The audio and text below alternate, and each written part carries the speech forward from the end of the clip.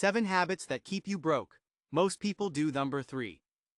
If you're doing habit number 3, you're basically guaranteeing that you'll stay broke for the rest of your life.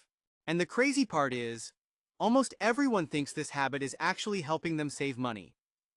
I've been studying people's money habits for 6 years, and I've noticed something shocking. The people who complain the most about being broke are usually doing these 7 specific things every single day. Let me tell you something that might hurt to hear. If you've been struggling with money for more than 2 years, it's not because of your job or the economy. It's because you have habits designed to keep you poor, and you don't even realize you're doing them. Most people think being broke is about not having enough income. But I know people who make 6 figures and still live paycheck to paycheck, while others making $40,000 have more saved than people making twice as much. The difference isn't how much money comes in, it's the daily habits that either build wealth or destroy it. Habit number 1, the comparison shopping trap. The first habit is spending hours trying to save $5. You know what I'm talking about. Researching different stores, comparing prices, driving to multiple locations just to save a few bucks. I had a friend who would spend an entire Saturday driving to 4 different stores to save $12. He was so proud of saving that money. But he spent 6 hours and $20 in gas to save $12. He actually lost money. But the real problem isn't the money he lost, it's the opportunity cost. Those 6 hours could have been spent learning a new skill or working on a side business that could make him hundreds of dollars. This habit trains your brain to think small and keeps you stuck in a poor person's mindset. Habit number 2, the fake productivity trap. This is when you spend hours doing things that feel productive but don't actually move you forward financially. Things like organizing your finances for the 100th time, reading about investing but never actually investing, or making detailed budgets you never follow. I know a woman who spent every weekend organizing financial documents and creating spreadsheets. She could tell you exactly how much she spent on groceries 3 months ago. But she never actually used that information to make changes. She knew she was spending too much on eating out but kept doing it. She knew she should be investing but never started. This habit makes you feel like you're being productive when you're actually avoiding the real work, making hard decisions and taking action. Habit number 3, the cheap quality trap. Here's the big one. People buy cheap stuff because it's cheaper up front, but it ends up costing way more money in the long run. I know a guy who needed work boots. He could buy good ones for $200 or cheap ones for $60. He bought the cheap ones to save money. Those boots lasted 4 months. In 2 years he spent over $400 on cheap boots. If he'd bought the expensive ones, he would have spent $200 and still been wearing the same boots. But it gets worse. The cheap boots were uncomfortable, not waterproof, and had no support. They didn't just cost him more money, they cost him his health and comfort. This shows up everywhere.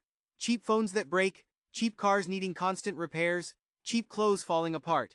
Every time you buy cheap stuff, you're choosing to spend more money over time. Poor people make decisions based on what they can afford right now. Rich people make decisions based on what will cost them the least money over time.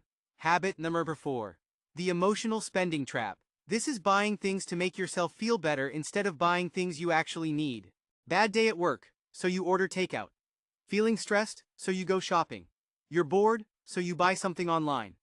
The problem is you're trying to fix an emotional problem with money. But money can't fix emotional problems. It just creates more problems. Plus, emotional spending happens when you're in a bad mood, which means you make terrible decisions. Habit number 5, the lottery mentality. This is relying on luck, chance, or other people to improve your financial situation instead of taking responsibility yourself. Waiting for a promotion instead of asking for a raise. Hoping the stock market will make you rich instead of learning to invest properly. Thinking someday you'll get lucky and everything will work out. But here's the truth. Luck is not a strategy. People who build real wealth don't rely on luck. They take action, make plans, learn new skills, and take calculated risks. They don't wait for good things to happen. They make good things happen. Habit number 6, the keeping up trap. Trying to keep up with other people. You see your friend buy a new car, so you think you need one too. You see fancy lifestyles on social media and try to copy them. This is more dangerous now because of social media. You're constantly seeing other people's highlight reels, making you feel like you're falling behind. But here's what most people don't understand. The people who look the richest are usually the most broke. The guy with the fancy car might be drowning in debt. Real wealthy people don't try to look wealthy. They care more about actually being wealthy than appearing wealthy. Habit number 7.